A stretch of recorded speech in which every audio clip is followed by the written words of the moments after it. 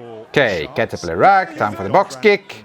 Oh, hey, yoink! Haha, Rappi! It's been intercepted and here goes Exeter. Fully into the year now, and the million matches of the Euro competitions keep going. Let's see what happened on the weekend. First game on Friday, and it was the Bulls against Lyon. The Bulls away from Loftus. The Bulls in icy cold, wet weather. The Bulls properly beaten. The Bulls still qualified for the last 16, so yay! Listen to this. George North, Alex Cuthbert, Nicky Smith, Dowie Lake, Adam Beard, Alan Wynne-Jones, Justin Tipperick, Jack Morgan, the tempering furnace of the URC. Of course the Ospreys could and did beat the Leicester Tigers away. This team is stacked, guys, and they might be a problem.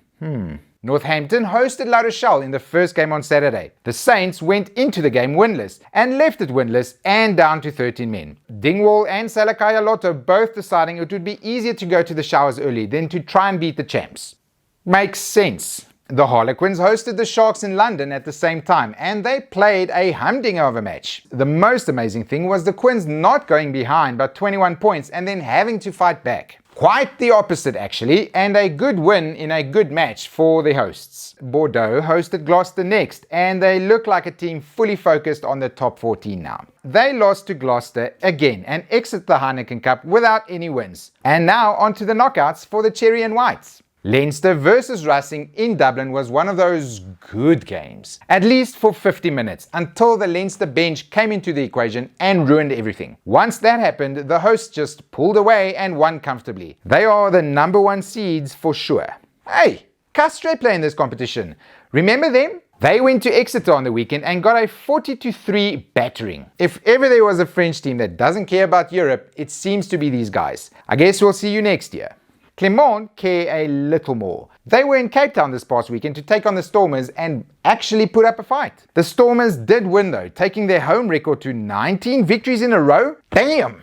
I was in bed holding my phone to watch Ulster take on Sale in the last game on Saturday. If I was 23, I would love these late games. But I am an old, with child.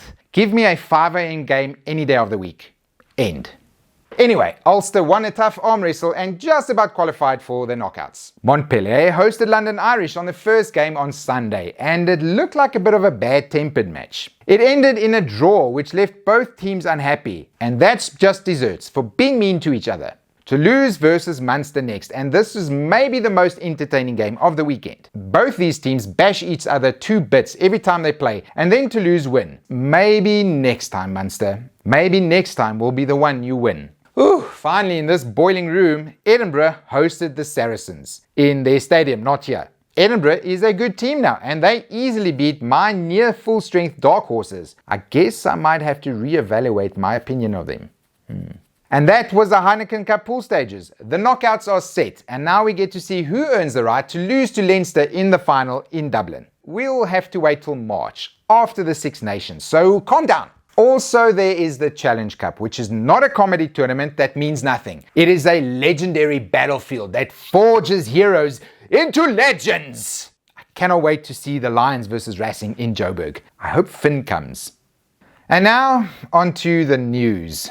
The RFU has announced that they are going to lower the tackle height in the community game from the 1st of July this year. Their stated goal is to try and improve safety by encouraging players to lower their bodies when defending, and in so doing reduce the risk of head-on-head clashes. What seems to have happened instead is that they've gone out and kicked every rugby player in England's dog in front of their kids. I've heard death of the game and all administrators must resign bandied about. It's been hectic. I have a day job, so I couldn't go deep into the science, but even with a cursory Google, I could find studies that both support and refute their position. With that type of evidence, how are you even supposed to win online arguments with your screenshots of PDFs?